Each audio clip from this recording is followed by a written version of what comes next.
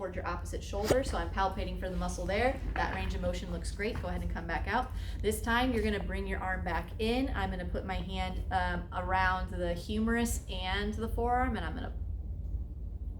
I'm gonna only pull with one hand. What am I saying? Sorry, my brain is really going today.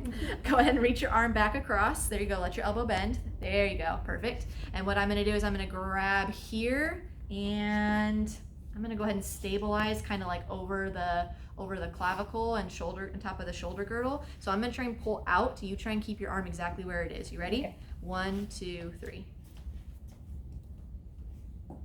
And done. Yeah, that was pretty strong. I give you a 5- on that one. So that's the only one in supine, and that's the last one of the MMTs. So really, even though there's a lot of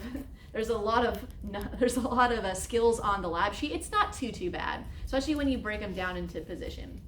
One thing I will show you is an alternative way to test for serratus anterior clinically. This is not in your book, but a lot of times I'll do MMTs basically like I would do the exercise, right? So one of the easiest places to start with scapular protraction is just to have the patient have their arms straight up and try and lift the back of your shoulder up off the table and then back down. So this is, a very common strengthening exercise.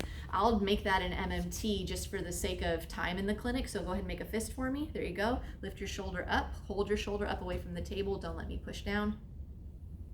And I'll just test it that way, just for purposes of time. But again, not one from the book, but you might see clinicians do that either in supine or in sitting. They'll push back on the knuckles to test for protraction that way. But for the purposes of our lab, let's do it exactly what the textbook says. Elevate the arm to about 130 and then push down on the arm while palpating for the medial border to see if there's any winging or downward rotation in the scapula.